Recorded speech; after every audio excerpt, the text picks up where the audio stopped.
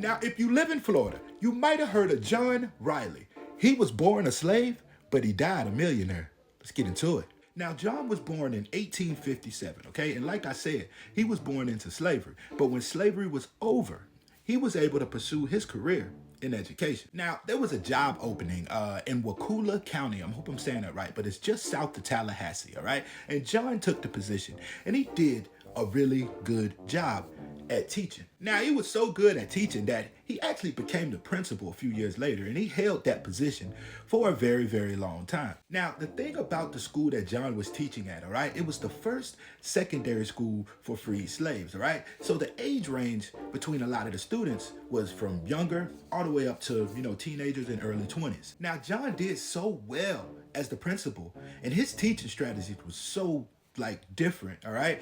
And the kids were learning, all right? So they ended up making schools in his honor, in his name. And I'm not talking about just one school. He had elementary, he had middle school, and he had high school. Now, I gotta slide this in here real quick, all right? But there's not a lot of pictures of it, but he also served as the grand high priest of the Ark Masons, all right? I just had to put that in there, but I could not find any photos of him in the attire or whatever, so I just gotta tell y'all. Now let's get into the becoming a millionaire part of John's life, all right? So the thing about it is, John saved his money for years, okay? Didn't really spend a lot of money. He wasn't a really a flashy person, okay? So he saved up hundreds of thousands of dollars.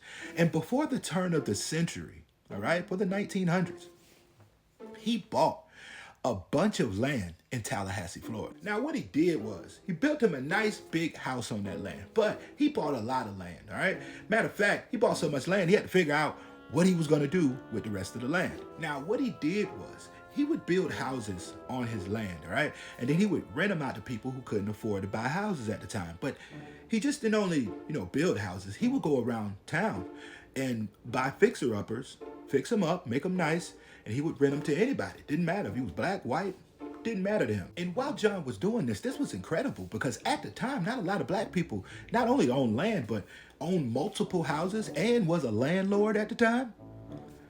Could you imagine having a black landlord at this time? Wow. Now y'all want to know something else that's real cool? Okay. So FSU, all right, the law building, the law school, okay, the land that it sits on is a piece of John's land. They bought his land way back. That's pretty cool. Also, if you in Tallahassee, Florida, and you go to a school and they got Riley in it, the school is named after him.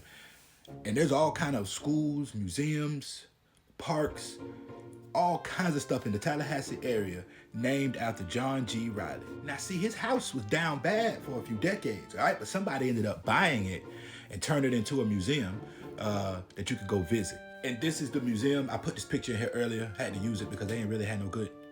Anyway, but the John G. Riley House Museum, if y'all in the Tallahassee area or in the Panhandle and y'all want to come visit this is where it's at. All right, so before I get out of here, I wanted to put this picture up, all right? This ain't no regular picture, all right? This picture right here of the people that's inside of this picture, this is 7 out of the 8 first black millionaires in Florida. This is 7 of the 8 of them. And they all ended up getting together and taking a picture. All of these are millionaires right now. The more you know. Peace.